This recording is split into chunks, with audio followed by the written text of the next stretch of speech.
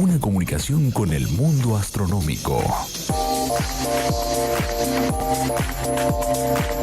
Muy bien.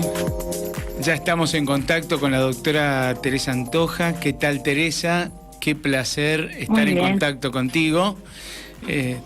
Realmente hace tiempo que estaba queriendo contactarte por tu trabajo sobre Gaia, que para la astronomía es un antes y un después, me parece, ¿no? Bueno, ante todo, buenas tardes entonces, para nosotros, y bueno, casi noches para ti, ¿no? Casi noches, exacto. Bien. Bueno, cuéntanos un poquito de este trabajo con Gaia, todas estas noticias que hemos tenido de Gaia desde que salió este segundo release y particularmente, bueno, este nuevo descubrimiento tuyo y de tus colegas respecto a cómo es, qué le pasó en la historia a nuestra galaxia, ¿no? Pues sí, bueno, ya sabéis, Gaia es este satélite de la Agencia Espacial Europea que básicamente tiene el objetivo pues de estudiar la estructura de nuestra galaxia y también su pasado y su evolución, ¿no? Y para ello lo que ha hecho el satélite es medir posiciones y velocidades de muchísimas estrellas. Estamos hablando de datos para más de 1.000 millones de estrellas, que aún así es una parte pequeña de la galaxia, ¿no? Es alrededor de un 1% de todas las estrellas que hay, pero es la cantidad de datos que nos ha dado este satélite es muchos órdenes de magnitud superior a lo que teníamos hasta ahora de otras misiones o de los telescopios desde Tierra, ¿no? O sea que estamos hablando de un número de estrellas, más de 1.000 millones, que es muy importante. Y no solo el número de estrellas, sino también la precisión con la que ha hecho estas medidas de las velocidades de las estrellas.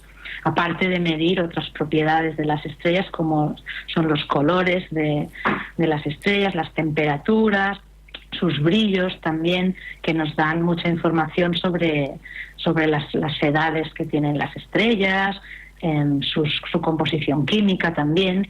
Entonces, bueno, todas estas medidas van a servir para esto que os comentaba, averiguar un poco más sobre la estructura de nuestra galaxia y su pasado también.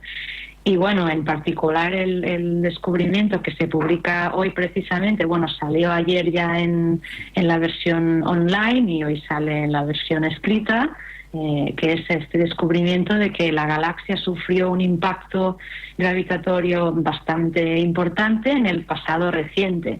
Con pasado reciente nos referimos a unos 500 millones de años, que supongo que a la audiencia le puede parecer que es un tiempo muy largo, pero para escalas del universo pues estamos hablando de un tiempo corto, porque ya que el universo tiene 15.000 millones de años, pues 500 millones no son muchos. Y entonces pues hemos descubierto que en ese momento hubo una perturbación que sacudió toda nuestra galaxia. Y eso lo hemos visto precisamente porque las velocidades que hemos podido examinar, publicadas en abril, muestran que las estrellas que están alrededor del Sol tienen unos patrones de movimiento muy peculiares. En general, las galaxias, si están en equilibrio, en su situación ideal, digamos, pues las estrellas tendrían que circular en círculos alrededor de su centro, de forma ordenada, y en cambio nos encontramos al contrario, ¿no? Hay unos patrones especiales que muestran unas formas espirales. Ahí no quiero entrar mucho en detalle porque es ya demasiado técnico, pero las velocidades presentan unos patrones que no se habían observado hasta ahora porque no teníamos la suficiente precisión y que indican que hubo este fenómeno en el pasado y que todavía hoy estas estrellas están intentando recuperar del choque que hubo, ¿no? Pasó hace 500 millones de años y allí sufrieron unas fuerzas externas muy fuertes, sus órbitas se vieron perturbadas y todavía a día de hoy andan intentando adaptarse otra vez a la normalidad. Y esto es lo que hemos visto. Tú interrúmpeme en cualquier momento, si no se entiende. Está bien interesante. No, al contrario, está clarísimo. Ahora, dime, ¿y esto tiene como un patrón de onda? O sea, como si fuera como una onda de choque, como si hubiera chocado con otro cuerpo muy grande. ¿Esa viene a ser la situación? No sería tanto una onda de choque, sino, una onda parecida a la que pasaría cuando uno lanza una piedra en un lago que está relativamente en calma, ¿no? Y lanzamos esta piedra y aparecen estas ondas que se van propagando, ¿no? Y el agua, que estaba inicialmente relajada, pues sufre estas perturbaciones, estas ondas, hasta que al final se vuelve a relajar. Y esto es un poco lo que pasaría. Lo que pasa es que este símil no es muy correcto porque, nosotros la hipótesis que hemos sugerido para explicar esta perturbación en el pasado es que hubo una galaxia satélite. Nuestra galaxia está rodeada por varias galaxias más pequeñas que van orbitando alrededor de la nuestra, y la hipótesis que damos es que una de ellas, la galaxia de Sagitario, se acercó bastante a la Vía Láctea en ese momento y ejerció estas fuerzas, ¿no?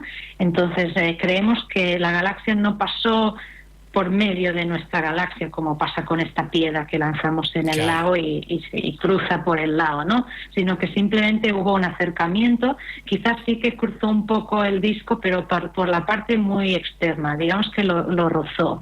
Esto, pues como depende un poco de los modelos, la órbita para atrás es difícil de predecir. Entonces, si pasó por el medio o no lo sabemos exactamente, pero seguro que sí se acercó muchísimo. Y ahí creó pues estas fuerzas adicionales que fueron las que dieron esta perturbación y causaron una serie de ondas. Lo que pasa que, así como en el lago nosotros vemos a simple vista, vemos estas ondulaciones, pues en el caso de la galaxia no es que estemos viendo ondas en la galaxia en sí, sino que las vemos reflectidas en los patrones de movimiento, claro. ¿Vale? Esto es lo que hemos visto. Está muy bien, clarísimo. Y dime una cosa más, y respecto a el resto de tu trabajo con Gaia, porque sé que ahí en la Universidad de Barcelona tienen un grupo muy importante relacionado con esto, ¿no? Y ¿qué más, a qué más te dedicas dentro de, o es solamente a la dinámica de la galaxia?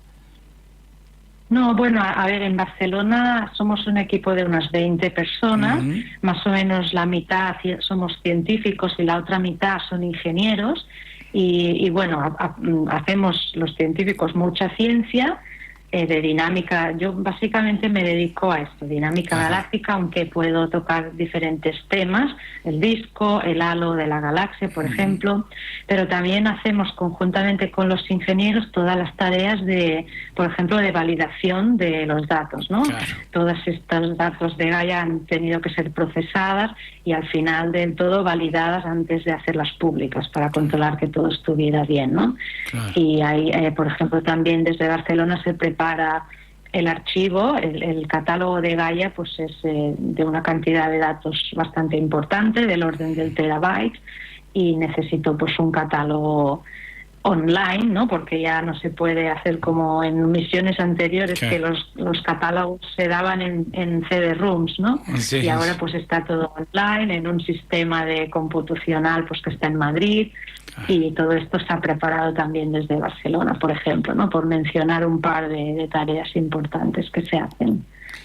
Qué interesante que un satélite con un trabajo tan monstruoso, impresionante en todo sentido, se maneje desde España. Eso me pone muy contento por mis antecedentes españoles, sin duda, pero que sea un trabajo español es muy lindo. Más que la ciencia... Perdón, sí.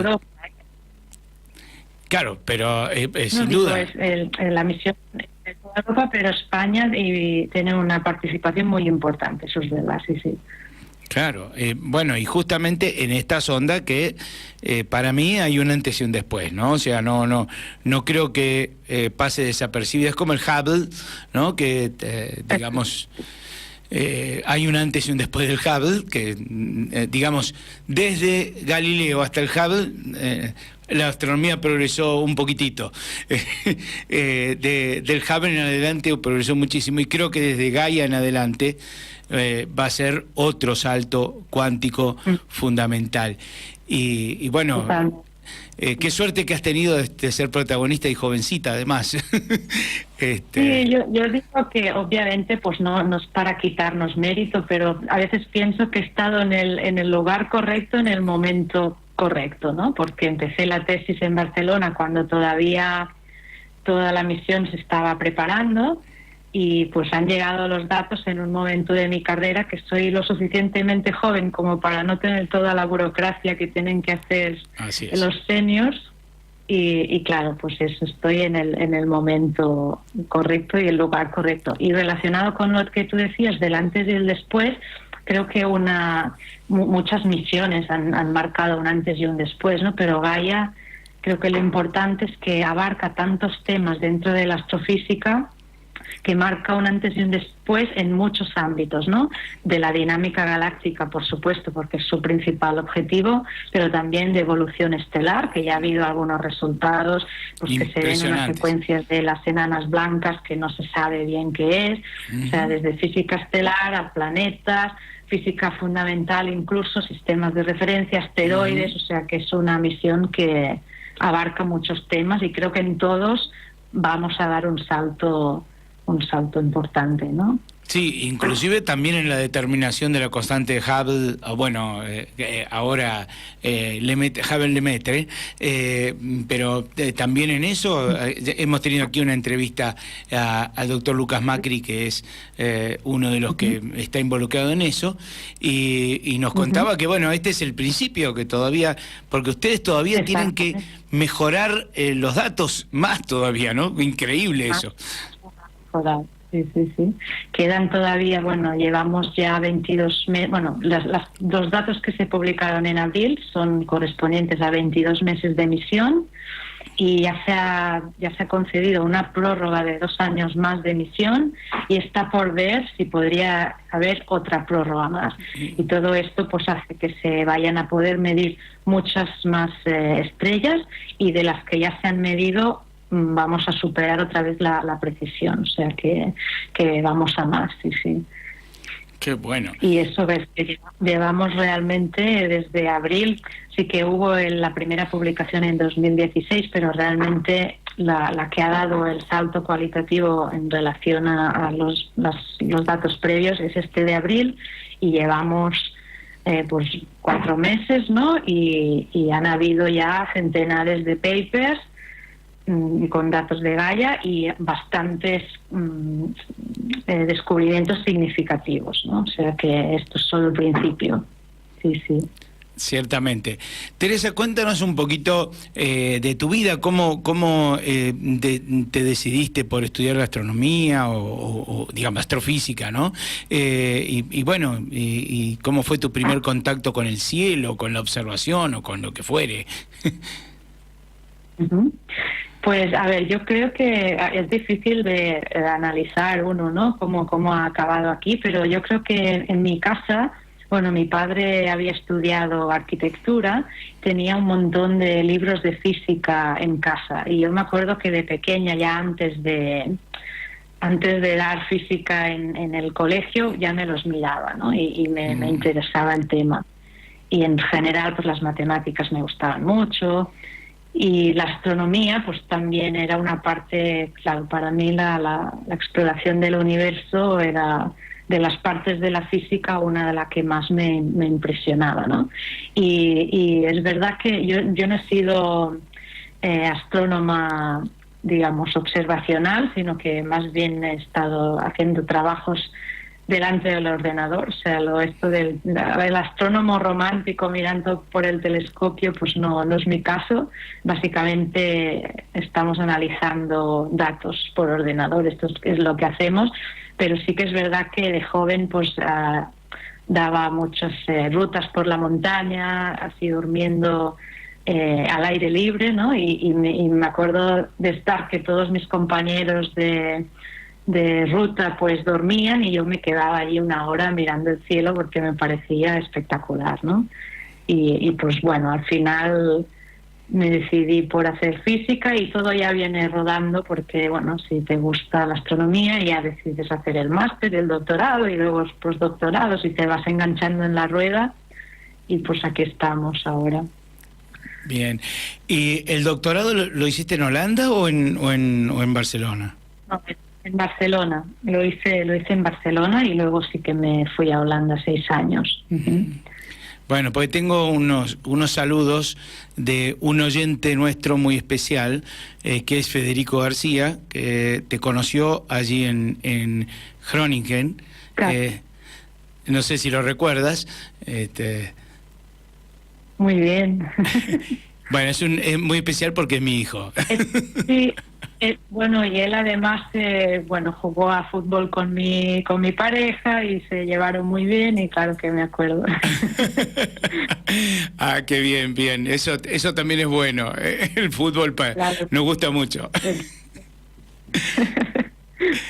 Bien, y así que ¿has sido madre recientemente también? He sido madre hace 2 meses. La verdad es que se ha juntado todo un poco porque, bueno, me hubiera gustado que todo este artículo saliera antes porque ahora me es complicado, ¿no? Porque claro. Bueno, tengo un hijo que ya tiene 2 años y una bebé de 2 meses que, claro, necesitan aún bastante cuidado y andamos ahí atendiendo los medios y todo como podemos con ayuda de los abuelos. He tenido la suerte de poder regresar a mi país donde está mi familia, que dan mucho soporte familiar, la verdad, porque claro. Es complicado hoy en día ser madre trabajadora. Sí. Es complicado. Sin duda, sin duda.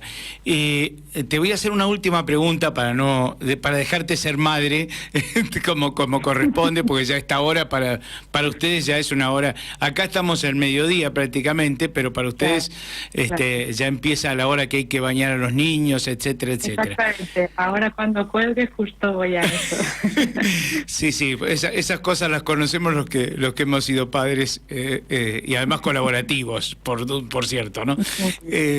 Así que la pregunta que quiero hacerte es respecto a la mujer. O sea, justamente estás hablando de las dificultades que significa haber sido madre y justo tener este paper y bueno, ¿cuál es la situación de la mujer en España o en Barcelona más precisamente, si quieres decirme, respecto a si hay discriminación, si hay alguna diferencia entre eso? Conozco el tema de la Argentina, pero me gustaría conocer el de España.